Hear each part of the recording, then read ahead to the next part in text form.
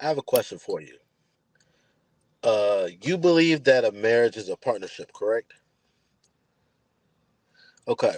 So if it's a partnership, do you also believe that in some way both of you in the relationship, the wife and the husband, are leaders to some degree? Okay. So if you're both leaders to some degree, right? If you know that your superpower is speaking, right? And he knows that his superpower is action. And say, for instance, the person isn't doing the things that you want them to do. You don't think to yourself sometimes that planting the seed and watering that seed isn't going to get you the results that you actually want? Because sometimes when I'll be listening to people, we get so concerned that things aren't happening the way that we want to in the time that we want it, that we forget that the beauty in knowing your strengths, you know how to keep using it to get what you want. Like that's the reason why so many women use sex so much, to get the attention of the men that they probably shouldn't get, because they know how effective it is. So I think that especially for a lot of the smart women, like using your words to plant little seeds in this man, just like in the example that you gave in the show, the little seeds of your words can get him to do the actions that you want him to do. Vice versa. You showing a woman these actions, right, will get her to feel comfortable and secure. And you hope that she will speak to you in a reasonable manner. But oftentimes, like, we have to understand the long game. And I think we should be both more inclined to serve and sacrifice to truly get the person to do the things that we want them to do. Because, like, we all know, like, we come from less than stellar backgrounds, whether it's in relationships or just your family structure, right? So if we got enough understanding to know that this is a fact, we should know that it's going to take a long time for the seed that we planted to actually grow into the things that we really wanted to. Because in actuality, even before you got married, you spent more time doing what you want to do than you spent time working with a man in a relationship. So we think that just because you want to choose this person, that you're going to be able to listen to this person, but you've been listening to yourself for, most people get married like what, mid 20s is when most people get married. So you've been listening to your own guidance, your own way of living for about 20 odd years. It might take another 10 to 20 more years for you to actually be able to effectively really work with this person, because you spent so much time doing things your own way. And I just wish that we put more trust in planting a seed and watching it and doing what we can and let it grow, instead of just getting frustrated like this person ain't doing what I want them to do. So I'm not going to do and use my tools to actually get the things that I want. But So HG, I think the other thing is, even though you have the tools or the superpower, doesn't mean you know how to use it, right? So it may be when you use that example, it made me think of the X-Men. And if you see a lot of them, these people have gifts and powers that they don't know how to control. They don't know how to use them.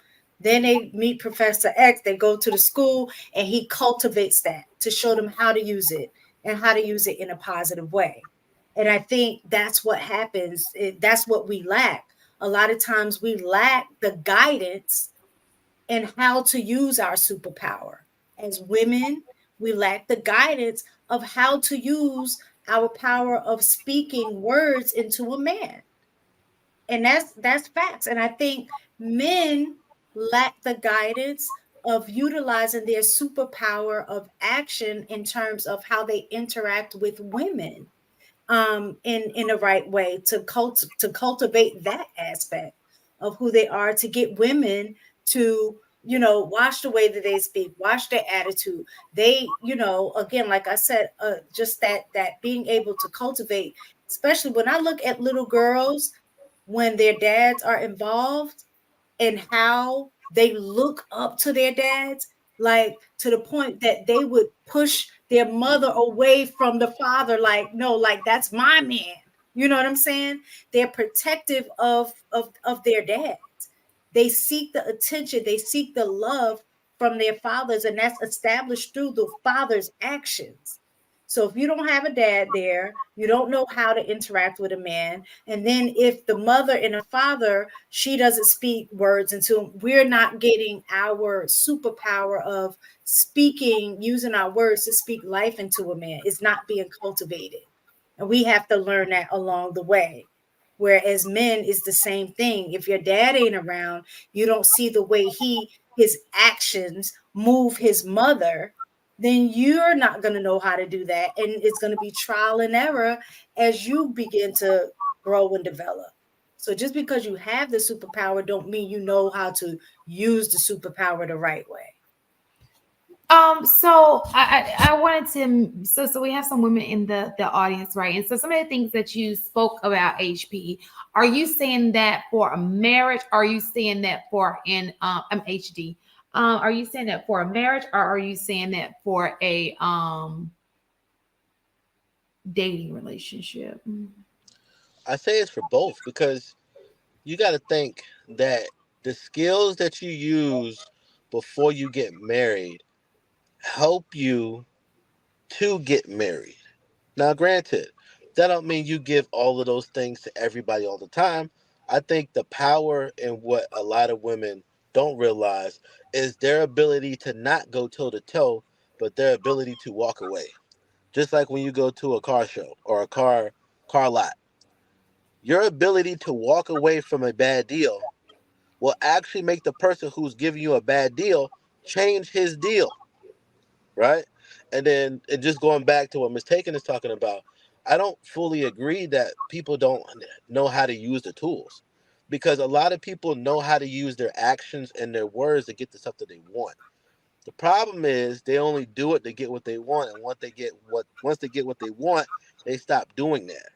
So when you have to invest in something and use your tools to not get what you want immediately, that's when we start running into problems. But also, I do agree that we don't know how to use some of our tools consistently and effectively, because oftentimes, especially women know how to talk to men to get what they want out of them. They know how to talk sweet and this, that, and the third. But once she get what she want, or once you're not the guy that she wants, all that stuff switch and it don't matter. Same thing. Guys know how to serve, respect, and talk to you and give you all the action you want. Then they get the sex, and all of a sudden now he start changing because he got what he want.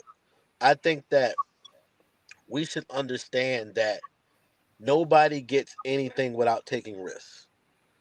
And if you're giving something to somebody, especially if women are giving stuff to guys, and you're not getting the things you want from that guy, remove yourself from that guy and see what happens. That don't mean that every guy that you talk to needs to be cooked for, have sex, and all this other stuff. That's not what I'm saying. What I'm saying is your power ain't becoming similar to men to get them to change. It's not the power. The power it is that you be who you're designed to be, and if this brother ain't doing the things that you want him to do, he's not committing to you, he's not doing this, remove yourself. And it's so funny how many brothers changed their tune when that woman that did right by that dude left. Say, hey, I appreciate your time. I'm just gonna leave because I got other stuff to do. It's so funny. So many brothers be like, well, dang, she left. So I better go get That my act together so I can get the woman. So that I think it's important to be humble enough to understand that you have very real feelings. You feel pain, and if you're constantly giving something to somebody and you're not getting the things that you feel like you need, be humble enough to go on about your business, because it's not fun to be experiencing the pain and stuff that you're experiencing, and you not having enough humbleness, because some people say pride, but I think you got pride to stay in that nonsense versus the humbleness to get up and get out of that nonsense. Because I consider it like, I think about it like reading music. A lot of people can be able to read music. The reason why they don't is because they won't take the simple concept of what I call the rhythm beat tree and take the very small information that they know and apply it to the complicated things that they're seeing on the screen.